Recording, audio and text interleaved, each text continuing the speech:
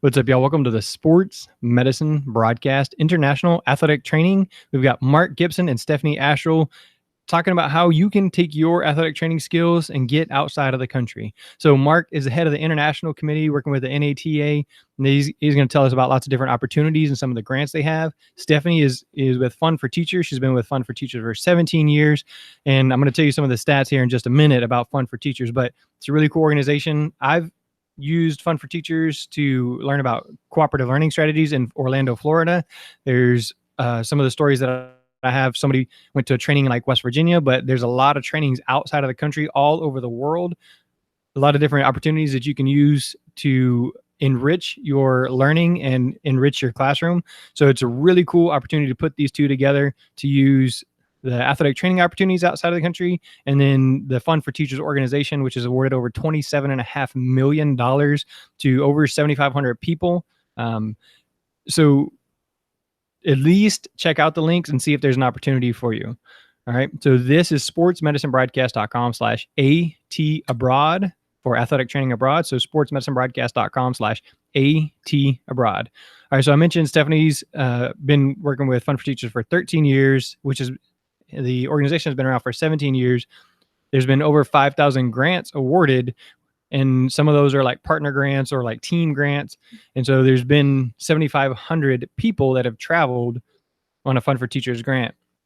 All right. And then not too many of them have been medical related, but Stephanie sent me a couple, and I have links to those there in the show notes. But before we get to that, I'm going to ask, actually, Stephanie, why don't you tell us what the basic requirements for a Fund for Teachers grant are? Sure. So what Fund for Teachers does is we provide teachers, pre-K through 12th grade teachers. That includes coaches, athletic trainers, librarians, anyone who works with students for at least 50% of their day that has been teaching for 3 or more years in a pre-K through 12th grade setting. We offer $5,000 grants for individuals and $10,000 grants for teachers, teacher teams, so 2 or more eligible teachers who can apply for summer experiences that will take them anywhere in the world that they think will improve their teaching, make learning better for their students in whatever context that they feel is appropriate. So whatever they need as a teacher or whatever their students are requesting or demanding of them. All right. So one of the things that we actually wrote up but had to, I guess, rescind our application was we were going to go to the FMS training, which was in Canada, and then ended up one of the team members ended up tearing his ACL, had to have surgery and rehab and couldn't fly. And so we said, hey, it's just not going to work out. But that's an opportunity. And Stephanie actually, I think, told me it made it past the first round of screening. Yeah. And so that is, again, I have the information there. If you want to contact me, I can send you the examples, or you can go to fundforteachers.org and see the examples. But there are definitely athletic trainers who can benefit from this, because I have one and almost twice if something hadn't happened. So, all right. So Mark, all of Stephanie's stuff has to happen during the summer. So before we get to all the summer opportunities you have, tell me about some of the non-summer opportunities that you have available for athletic trainers outside the country. Yeah, so there's the NATA International Committee's developed a number of projects. Some of them have funding associated with them. Others are assisting members to do things overseas. There's certainly work possibilities overseas. But if people are looking for short-term types of trips, we've really concentrated our efforts on identifying service learning type trips where an athletic trainer can join a medical team and in sports or in Well Child International or a global health type team, public health type team, and do a service trip overseas. These are done all over the world. And athletic trainers have a good skill set to offer a medical team to offer those services in other countries.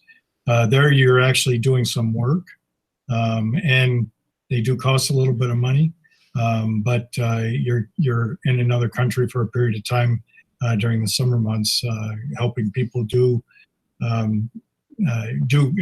what you do on a regular basis as part of the medical team.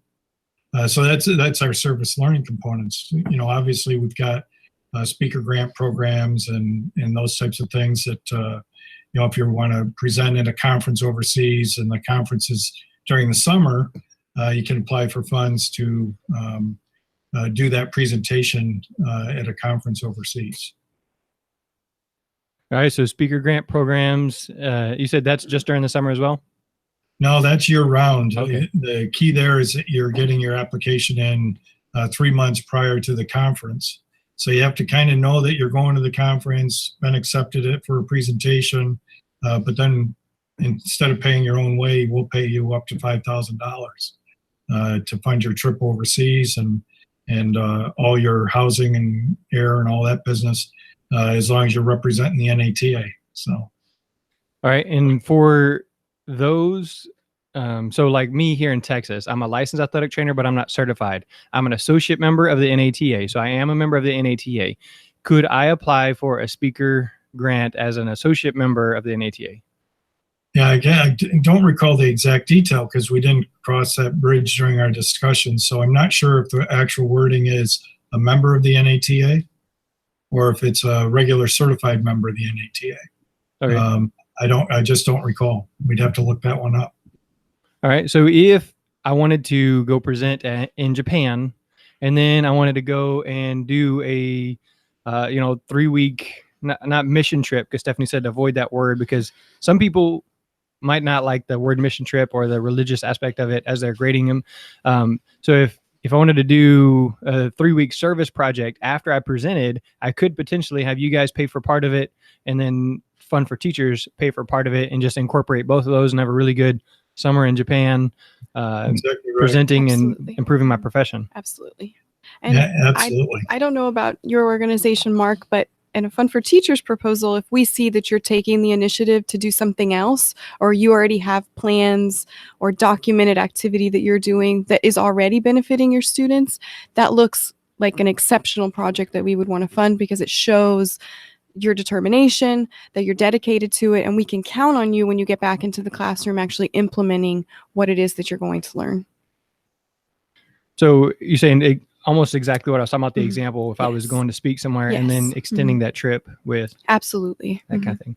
All right. And we have that built into ours too, Jeremy. If our member is collaborating with another group, like Fund for Teachers, that's very highly regarded in our grant process as well. So. All right, very cool. So I've already given you at least one, if not two ideas on ways that you can use both Fund for Teachers and the International Committee funds. But Mark, tell me some of the summer specific opportunities that you guys have, and then we'll kind of see what Stephanie thinks about those and best ideas for using both opportunities. Right. So primarily in the summer, because you're really starting to target down your timeline and limiting when you're able to go. Our primary area would be the service learning trips. There's links on our NATA webpage, international page, for these service learning opportunities. Some of them are associated with a religious group, Athletes in Action or Christian Sports Medicine Alliance, for instance. But there's also listings for like an international service learning group that sends folks out, and they've got the global health or the medical teams that go out. They got teams that go out and do Sports Without Borders programs or Well Child International programs. All of those would be related to athletic trainers, and they're in Belize. I mean, they go all over the world. So. All right. So Stephanie, you'd mentioned that the religious aspect isn't necessarily like a death sentence, but it's better to avoid saying I'm going over there for a mission trip or I'm going over there to minister or to preach, Christ to people. And so with Athletes in Action or Christian Sports Medicine Alliance taking trips over there, they're also, for the most part, teaching medical stuff. So they may teach basic first aid, CPR skills, or even hygiene. How do you see that best working for an athletic trainer? Sure. So What I want to convey first and foremost is that it's not that we're anti any religious organization, but what we seek to do in our process is to keep the process completely blind, because we don't want any bias for or against you. And so some people might see Mission Trip and think, oh, yes, I'm a Christian, I want to fund that. Other people might see Mission Trip and think, oh, they just want to do a group with their trip with their church group, which is fine. It's not right or wrong, but as a program officer, my job is to make sure that there's no bias in the process. So that's why I advise you to do that. But we have lots of our fellows that go with religious organizations. You just don't put that in the grant proposal. Doesn't mean that you can't, but there are lots of them. In terms of taking the itinerary, let's say, of a mission organization and making it work in an education format, I would just simply leave out the ministering part and all of the things that you described, like hygiene, safety, teaching them basic skills. Those are things that apply to your job. And so those are things that would be relevant to our selection committee. So you could leave those in. All right. So again, focusing on the parts that are going to enrich your job, because that's the whole purpose of Fun for Teachers. Sure. Right. So like I said, with Sports Without Borders, you're teaching kids, and as an athletic trainer, injury prevention is a big thing, but we also are around sports and we know sports. So there's definitely opportunities there if you want to, even if it's here. Well, do you have an idea of what percentage of your fellows, which is somebody who receives the grant, what percent of your fellows are international versus domestic? I don't know the specific statistic offhand, but you'd actually be surprised to know that more people stay in North America than travel abroad. Really? I'm sorry, I don't know the number offhand. I am surprised. But it's a little more than half. So it's about 50-50, but more people do stay in North America. I think if you think about who teachers are, I mean, we were just talking about our kids. We don't have the ability to just go off and leave for a month and do something. We have families. A teacher's salary doesn't exactly give you the ability to not work during the summer. So we do see a lot more people stay in North America, and there is no preference to Fun for Teachers. So we're talking about these projects kind of from a macro level, but in the Fun for Teachers proposal, you're going to set forth a set of goals or learning key questions that you have. And those are what your entire proposal is going to be based on. And that's based on your role, who your students are, what they need, what you need. And so you could basically take any activity anywhere in the world and make those apply to your key questions that you want to answer or the needs that your students have. And that's how you work around those. This project may be doing 10 things, but only 5 of them apply to what you want to learn, then only include those 5. But that's what your proposal is going to be centered around. All right. So both Mark and Stephanie, I am a dad. I have 3 kids. I have a wife who stays home. So I want to go to... Okay, we're going to go back to the Costa Rica example, because this is actually a real life example, something I'm kind of working on, and I got to work my wife into it. And I hate coffee, but I said, hey, let's go work on a coffee farm in Costa Rica because she loves coffee. So I'm trying to trick her into it. So we're working on the farm for a couple hours a day, learning Spanish, helping them do stuff. All right, so I want to take my kids, right? But I'm also going to go and speak at a conference that's somewhere in Costa Rica, right? And I'm going to go there and learn Spanish so that I can communicate with these kids that come in here that are injured, that have no English speaking ability, or their parents. Mark, how does that look if I mention, or should I absolutely not mention that I'm going to take my family with me? Well, the funding would be for you. Obviously, that saves your family a lot of money as well, because you'll end up paying for the housing. And your family uses your housing that you're using. We would fund your housing for that period of time or whatever. We'd fund your travel there. Well, that saves your family the travel funds for you to go. And it reduces in half. If it's you and your wife, it reduces in half your air travel. It zeroes out your hotel. It halves your food. So it's a real good savings if you want to do it with your family or your partner to get funding, even if it's only for yourself. There's a lot of potential with this Funds for Teacher. I'm just sitting here listening to Stephanie, and my mind's going. It's like, oh my gosh, if you're teaching a sports medicine course, and one of the things you really want to get across is that sports medicine in North America is so much different than other places in the world. Oh my, you have to go experience that, right? Mhm. In order to really understand and to teach your students where we are compared to the rest of the world. And it's just totally different models. They go for the most important things first: hygiene, clean water supply. A lot of countries are at that level. They're not even thinking about how do we get somebody back at a real high level of performance. They're just talking about health. That's so important for a health education class, to understand where you are in the U.S. compared to where other countries are.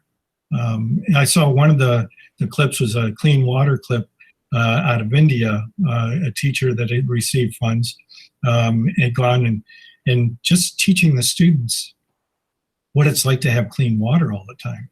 Yeah, that's so much different than most of the world, right? So I really see a lot of potential for secondary school teachers to look at this fund for teachers and to combine it with what we're trying to do here too. The international, service learning trips are valuable, and just setting up those logistics to do the fund for teachers. If you combine those two pieces and add a little athletic training expertise, that's a lot of opportunities. All right, Stephanie, it's kind of the same deal. Yeah, so I agree totally with what Mark says. Look at it from the perspective of how much you're saving by using our organizations to get you there. Just like not using the mission language, I would probably not include that you're bringing your family, because you've read our proposals before, that there's anytime there's travel in a grant opportunity, a lot of people equate that with a vacation. And so if you say that you're bringing your family or your children, that only heightens that sort of vacation-like opportunity.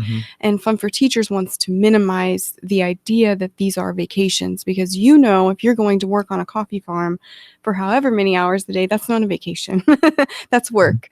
Just the same as if you're going to another country to learn another language, you're going to sit in a classroom. You're not out sightseeing. And so I would err with some caution there and not use that language, not include that kind of information. All right. And so again, I'm just going to continue on that. So both my older two kids are in dual language program, and it would continue to improve their language speaking ability. And we live here in this community. Does that in any way factor in, or is it still, it needs to be about me and my classroom? I would say, there's a very limited amount of space you have to make the case for why this opportunity is important to you. And to have the level of detail that you need to convince someone that this is the right project and how it benefits your student population and your own practice, there probably won't be the real estate, if you will, to include that. If you were maybe an elementary school teacher who saw that learning and action in your own students that you could apply to your children, then I would say maybe you could work that in. But because your kids are so young, I don't know that would fit probably with the goals that you are trying to communicate to our committee. All right, that'll work. Mark, I mentioned maybe I'm going to go to Costa Rica and I'm going to speak about athletic training. Now, do the speaker grants only apply to things that offer athletic training CEUs? Like what conference can I look forward to speak? And the program actually has a list of targeted conferences. They're kind of the major ones where we're trying to get the NATA and athletic training to be an equal player with FIMS, for instance. So that would be a highly regarded conference to go to in September this year. It's held every 2 years. That's a highly regarded conference. The IOC Preventative Medicine Conference, highly regarded conference. A lot of national sports medicine conferences are highly regarded. If you're only looking to go to a conference on science and education, and it's not clearly itemized as an athletic training conference or a sports medicine conference, that's less regarded, right? So we're looking for, the NATA is looking for name brand recognition. We're looking for our title to be on your slides, that you're sponsored by the NATA, and that it's a sports medicine related conference that we really are targeting getting our clinical knowledge out to. And it would have to be clinical knowledge. It's going to have to be stuff on secondary school concussions, or it's going to have to be something on, related to our clinical knowledge for us to fund it, as opposed to, hi, I'm an athletic trainer. We're, prevention, care, and rehabilitation of athletic injuries. That's, we're looking for more clinical type topics. And we've done a lot of different exchange. Canada right now, we just did an agreement with the CATA, Canadian Athletic Therapists Association. If you submit a poster, for instance, and it's accepted at NATA, it will automatically be accepted at CATA. And so you can get 2 presentations out of that one poster. If you do a poster for the CATA, you automatically get accepted to go to the NATA meeting with that poster. So that's that type of exchange. This year's Canadian meeting is in Quebec City. What a great place to go for a symposium, So those are the types of things that we've been working on, is exchanging our clinical content, our knowledge base, with the clinical content in other countries. All right, very that's good. I love the that we're crossing borders and we're kind of standardizing medicine, athletic medicine across the border. And I know that we also have, again, going back to the Costa Rica thing. So there's I think Barcelona and Madrid. Both of those have athletic training programs. There's universities in both of those cities that are seeking accreditation services from CATI to offer academic programs. Yeah. And so I would assume that there's something on the list that has Barcelona or Madrid, because again, just thinking about me learning Spanish, going to a Spanish speaking country, because I know that's the best way to learn. And what if I was to like guest speak at one of their classes or something like that? Does it have to be a conference? We're looking to be in front of a bigger group of numbers, but the Spaniards just set up their sports Spanish Athletic Trainers Association. So they'll be having annual conferences now in Spain. They'll be moving around the country with those annual symposiums. That's a country we would love to target because there's a high interest in the academic programs there. So that would go really well. And if you're there for a week at the conference and you're getting our funding, and you happen to stay for 2 or 3 weeks, at a portion of the cost, for you, because of the grant that you've received, that's fine. We don't have any issues with that. Very cool. Now, here's another big question. If I was to go present in Madrid to athletic trainers, do I need to be able to present in Spanish, or can I present in English? Well, English is a scientific scientific language. So they expect to have English-speaking people presenting there. They'll tell you right up front as you're proposing your presentation and submitting that proposal. They'll tell you whether or not it's an English-speaking or Spanish-speaking.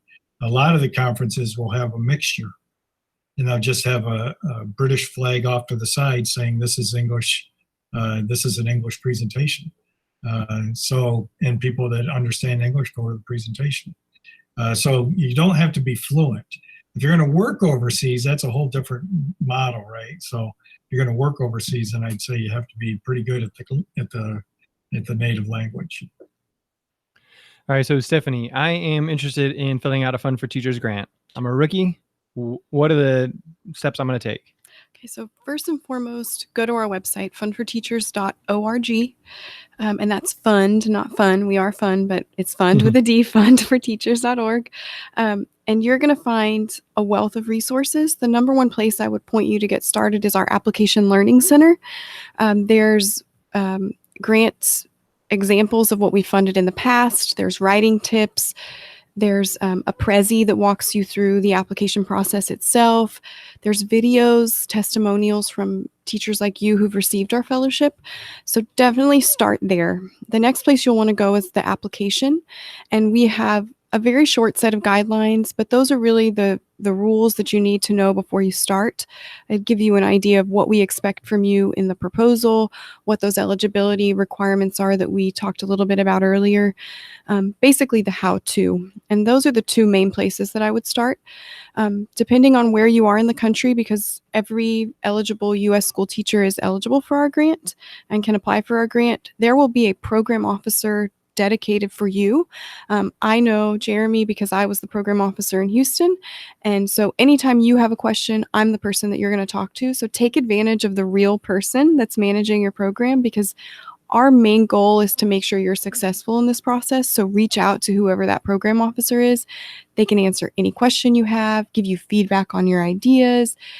Just like we were talking about how we avoid certain language, how we talk about our families going with us, that person in our office could also be a tremendous resource for you. So definitely website number one, but those other, the application guidelines, the application learning center, and the real life human are going to help you be successful in that process. All right. And again, I personally have had really good experience with the Fund for Teachers, and especially that you, Stephanie. But even when I've emailed, like, I think it's info or program or questions at fundforteachers.org, they're like, yeah, well, here's this, and this. And so I personally have had really good experience, and they're responsive. And again, they do want you to succeed, and they provide some opportunities for tutorials, I think. Yes. Yeah. And so like there's some grant writing tutorials kind of things. Definitely worth checking out. Find a project that you're really passionate about, and don't look for it just to be a vacation, but something that's going to enrich your athletic training, sports medicine education. And so I asked about health science teachers, and there was a couple, and one of them was kind of right up my alley, right? Because one of the teachers went and interviewed people in London about the statistics. Let me see. Infectious diseases modeling and its application course on London School of Hygiene and Tropical Medicine, and then interviewed the scientists and about the statistics and stuff like that. So obviously interviewing people would fit right in with what I'm doing here in my classroom, the podcast. And that was actually part of my grant proposal when we did the functional movement screen, was that we were going to interview those people and interview the class attendees and that kind of thing. And so interviewing somebody is pretty easy. You could actually do it with a smartphone now. If you practice a little bit before you go, you can set the smartphone on a little pillow, set it between you, just make sure you're talking clear. Those are definitely opportunities. Again, I have links to those here in the show notes, but I mentioned the emergency medical technician. Yes. So there was a guy that was doing outdoor education, basically, but he went to something in Washington, D.C. No, he Virginia. Went to New Hampshire. Yes. Yeah, New Hampshire, the White Mountains in New Hampshire, and went to, I think it's called Solo. And so he went to Wilderness EMT, and that would also be something that actually just yesterday I talked to an athletic trainer in Alaska, right? So if some Wilderness EMT would be good for that guy. But there's lots of opportunities. That guy stayed here in the United States. He went to the White Mountains. I think his son came up later or whatever, and they climbed the mountain, and he kind of got to practice some of the stuff that he had just been learning. And again, I have a link to that there. That's Todd. And that one was really cool. So it's something that I would love to do just because I like being outdoors. But we actually have outdoor education here in Pasadena ISD. So that's something that I may pass along to those guys, or maybe since I help out with them, maybe I can apply that. Hey, I work with this group on whenever they go on their trips, and I'm basically the medical provider for them. So maybe something I can not copy and paste, but at least use the idea. So, and then there was another one, Erin Hadabaugh from Cleveland. She interviewed healthcare professionals in the UK, so known for his successful social medicine and education practices. And I was mentioning with Stephanie, either before we started or at the very beginning of the podcast, I don't remember, about like the Zurich report, right? So maybe you want to go to those conferences that they're really getting down into it, and or like Mark said, some of those big time conferences, and learn and interview and bring some of that information back and really figure out how you're going to apply that and enhance your program, your teaching. Then those are all really good ideas. So Mark, what other ideas do you have for maybe utilizing both programs? Yeah, I think you hit on a lot of it, and just the whole idea. The interview thing is interesting because, medicine is practiced so much differently elsewhere in the world. Most countries, the medical doctor is a bachelor degree doctor. They don't have medical school. They go to medical school straight out of high school. And it's a 5-year degree, 5-year bachelor's degree, and they become a physician. Physiotherapists are just now being trained at the bachelor's degree level. That's just been a requirement for the last 5 years in Europe, for instance. Used to be a certificate program out of high school. Athletic trainers have so much more education than that in the US than even physicians and PTs elsewhere in the world. In fact, the academic model that we've been promoting for about 10, 12 years now is that the academic model for athletic trainers is take a physician or a physiotherapist and train them in the specialized field of athletic training and therapy and give them a master's degree in athletic training.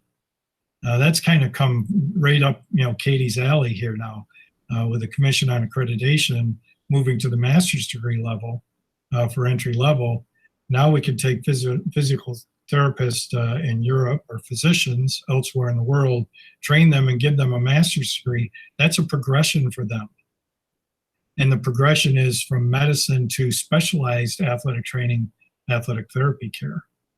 So that type of model is really starting to take off for us.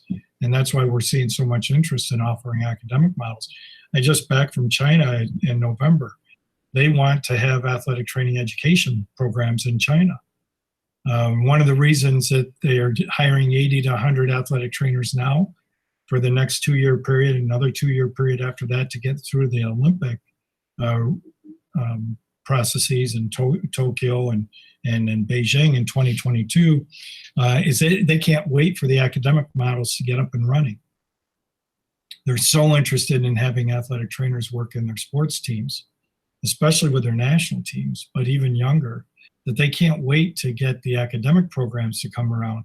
So the academic programs are trying to play catch up now because they're seeing, wow, there's 80 to 100 jobs right there. And they're bringing in people from the US instead of hiring our own students because we haven't trained them properly yet, or we haven't trained them the way that the government wants them trained. So there's a lot of opportunity out there, and I think we just have to keep looking for that and take advantage of that. But athletic training is we consider it one thing here. Overseas, it's a much more specialized skill and more sought after in many ways than it is in the US. Not sure if that answered your question or not, but I got excited for a while. So. No, again, I'm just looking for opportunities for ideas. So really any of the wisdom you have working, because you know your stuff and Stephanie knows her stuff, but if we can put them all together and then, specifically here in the secondary school, kind of mix it all together, then that's really what I'm all about, helping other people experience different things. And again, it even creates another idea for me, because there's so many times where these kids here in my community, their parents are from Mexico or from Salvador or from Guatemala, something like that, Spanish-speaking country where the medicine is completely different.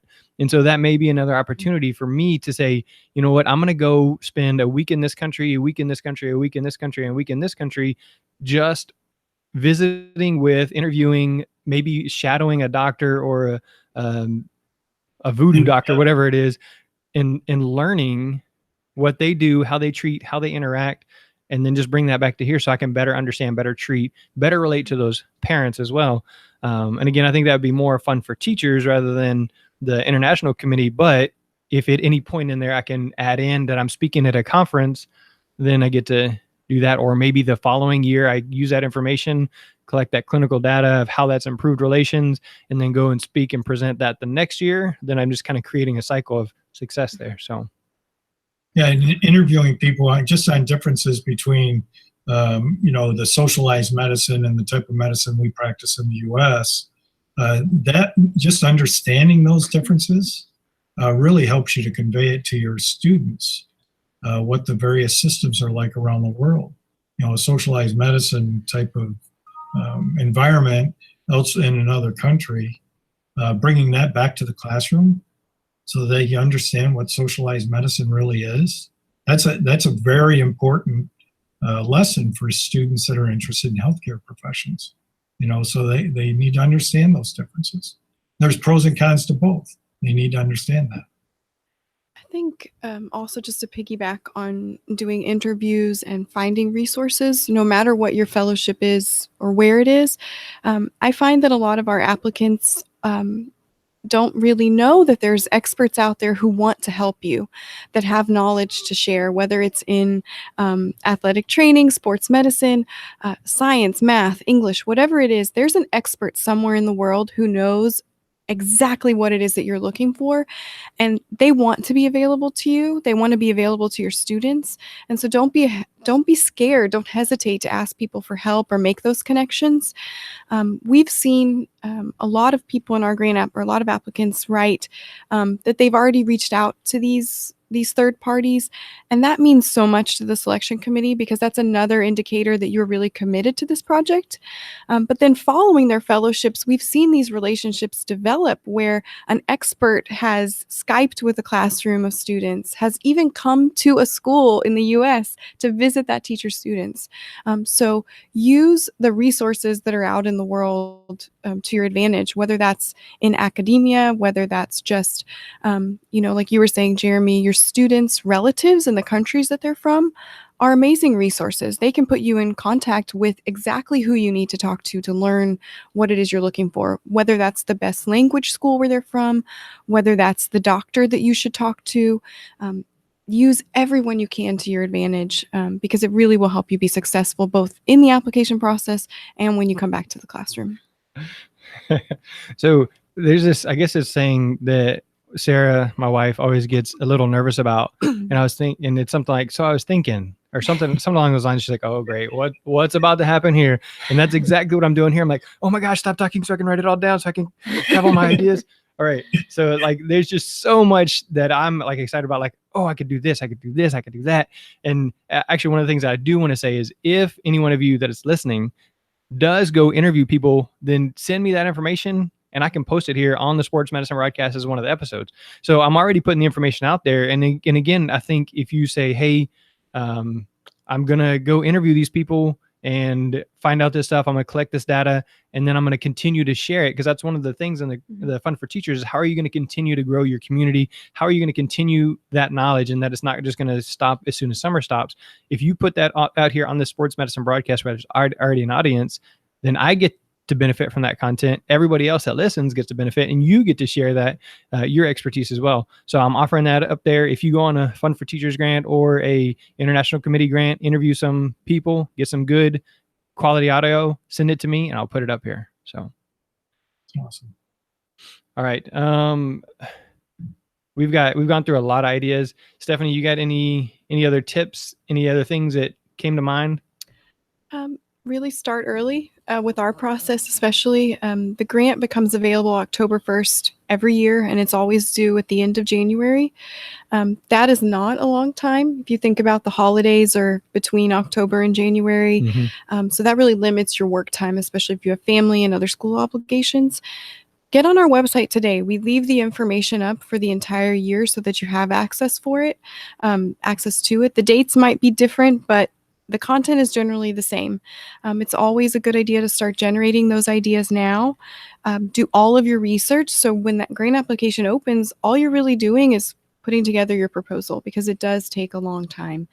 But that would probably be my number one piece of advice. Again, our website is a tremendous resource. Seeking out experts, really having a good idea of what it is you want to do and how it's relevant to not only your teaching, but your students and school community is the key to being successful with our grant proposal. And I would say for most. And if you are someone who this is the first grant that you're applying for, we hear a lot from our applicants that this was really the grant that opened their eyes to all the other grants that were out there. So use this as sort of your testing ground for what other possibilities there are out there, because there's so many grants available and not a lot of people take advantage of them. So use this as your trial run and see what's possible. Yeah, and I'm not sure, just behind Stephanie, I have a Fund for Teachers, like a little backdrop that they gave me. Mm-hmm. But just to the right of her, I have 3 or 4 huge checks where I've been given several $1,000s for stuff here in the classroom, the sports medicine or whatever. And just last year, I've helped 3 programs in our school, baseball, softball, and the early college program, receive grants because I have experience, because I've done it. And so I've shared multiple times that I can show you how to do it. Like I've got a project that just got funded on DonorsChoose.org. So again, like Stephanie said, get started, but with this project, definitely start early. And she's already told you, if you show that you've already contacted those people, you've already set this up, then it says, okay, well, he's not just throwing an idea out there, but he's actually making plans. And Mark says, if you're already approved, you've already shown that you're going, then we'll probably fund you. If you're showing that you can follow it up afterwards, then we'll probably fund you. So essentially, if you're prepared, you have a really good idea, you show a connection to what you're doing in the school and a connection to the greater improvement of either teaching or athletic training, then you have a really good chance. And then from there, ask questions, go to the tutorials, follow the instructions, and meet the deadlines. Sounds simple when you say it. Well, because I've done it, I've probably, I don't know, 50 times or something, but each organization is just slightly different. So Mark, talk about some of the things that we need to really do. We really need to look for, really make sure we cross our T's and dot our I's if we're looking for one of the international speaker grants or one of the NATA service opportunity grants. Yeah, the NATA speaker grant, for instance, I think start early, target a meeting, and target a meeting that's a year out or so, because the proposals, as an example, the NATA meeting in 2019 out in Las Vegas, proposals for that meeting are due in July 2018, 11 months in advance. So that's the way most professional meetings are. If you're going to have a proposal for a professional meeting, you've got to be out a year in advance, developing that proposal, getting the details ironed out into it, making it a well-rounded proposal to submit for their consideration. Once it's selected, we could do the back end fairly quick. We asked for 3 months, but our average turnaround time on the international speaker program right now is about 10 days. Ooh. So, but we want to know 3 months in advance that you're going to go, you're submitting for these things, and then we can get you the money fast. I mean, we can do that. We can award that. Ours, the way we've done it is that we'll reimburse after your expense. Just so you know, it's not like we write you a check for $5,000. We reimburse you for your expenses, and it's up to $5,000. So, but that's the funding piece of it. I agree with Stephanie. Get out there now, do it early, think a year out, develop that proposal, and then get it submitted on the timeline and get it approved. Once it's approved, then it's pretty easy. Right. And so one of the things that this summer, I'm actually going to the West Texas, which is actually 10 hours away, the West Texas Sports Medicine Conference, because they said, hey, bring the podcast out there. And so Bubba Wilson is speaking. I'm doing the podcast, and John Harmon is there to help do the podcast interviews as well. And so that's one of the things I was thinking, because you said you could do a team one. Mm-hmm. And so maybe I say, hey, Bubba, you're going to go speak at the Madrid conference, because he's already got presentations lined up. And I'm going to write a Fund for Teachers grant because he works with the hospital. And we're just going to, maybe we'll share a room and we'll kind of do all this stuff together, because we work together, got a pretty good friendship going on. And so that's another opportunity. If you, like my buddy John Seco, he presents at conferences. So he could say, hey, this other athletic trainer, let's go team up. We're going to go get this grant, and we're going to really get some good knowledge, skills, bring it back, and really improve what we're doing. So again, I think I'm going to keep coming up with ideas if we keep talking. But that's good. Go back to your college mentors. Mm-hmm. Now go back to your old faculty member and say, hey, you've got a bunch of speeches in the can that are all ready to roll. Do you need a clinician to tag along with you to help with the workshop? There you go. You know? And you got your college mentor going out and doing the whole presentation. Then you work on a workshop afterwards to actually do the techniques and so on. They always need assistance. They can't get around to 60 people in the room. So, develop it with a team effort. Make it a team effort. Work with people that you know. That's a great point. See, there's another idea. That's great. So. You said you can team up with somebody, and then you could host a workshop there, and that would be, again, something you're you're improving the life of them, but you're also enriching your class because you get to bring back and learn so much more. So, all right. I think I'm at a point to where we can kind of close up. Okay. So Stephanie, any final closing remarks? I mean, we've already covered, start early, don't be afraid, ask for help. But any other final thoughts there about Fun for Teachers? Just do it. There's no reason you shouldn't. There's a world of opportunity and you just need to take advantage of it. And we want to pay for it. There you So go. just do it. Right. $27.5 million, 7,500 people. Just do it. I mean, that's a lot of money. Right. Mark? Yeah, my only closing thing is that, the international travel, international experiences are so enriching. And they're so enriching to you personally, seeing other cultures, seeing how things work, and learning about those things. Those are just personally enriching experiences. If you can bring those things back and to spread those when you come back about how that trip went, or, what you learned when you were in Italy or whatever it was, if you bring those things back, that just helps the profession of athletic training in this case, just helps the profession understand it more fully. And it helps and it does help energize people to go do it again. And I think the world has gotten really small. We're making inroads in countries we never thought we would even be talking about. And it's gotten really small. I started with Europe, and primarily Western Europe was where my activities started.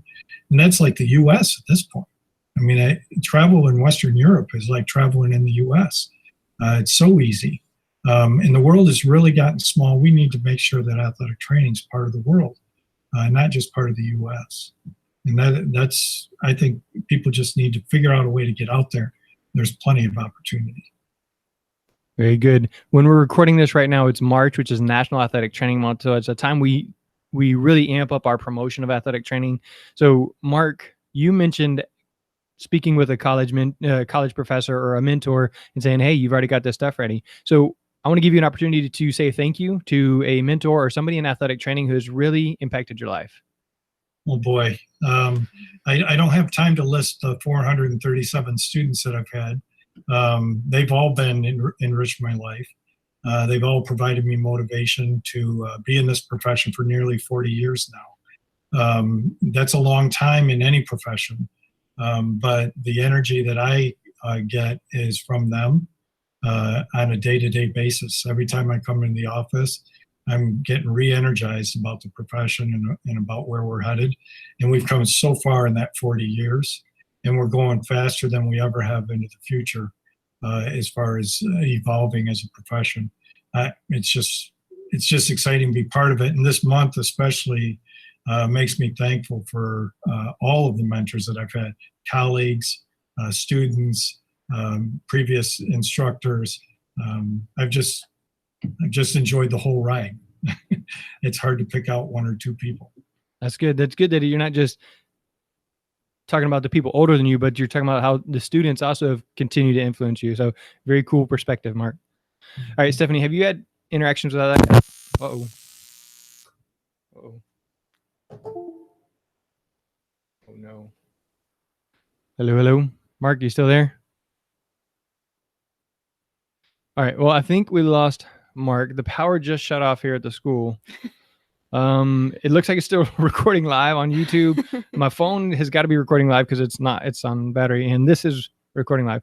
So, Stephanie, have you had any interactions with athletic trainers outside of me here in this podcast? I was not an athlete, so unfortunately, no, but I learned so much today. So I'm much more appreciative than I was coming in today. Well, there you go. So as National Athletic Training Month, I'm advocating. I'm showing you who we are, what we do. Of course, I know we've talked before. So, but it's good. This is what it's all about, is just sharing with one person. And now Stephanie will say, hey, did y'all see what Jeremy did? He's over in the athletic trainer at Pasadena. Or here's this story. I talked so much about what we did. Or here's a way athletic trainers can join Fun for Teachers too. So again, during National Athletic Training Month, advocate for somebody.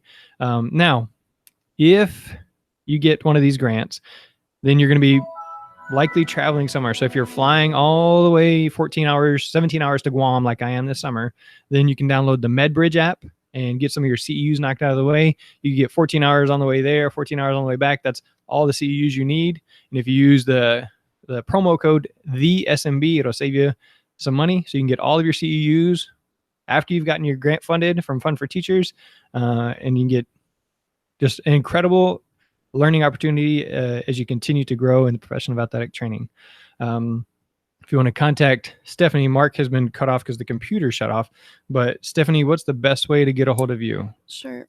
My email is Stephanie, STEPHANIE at fund, FUND, 4FOR, teachers.org. Or you can reach us at 1-800-681-2667.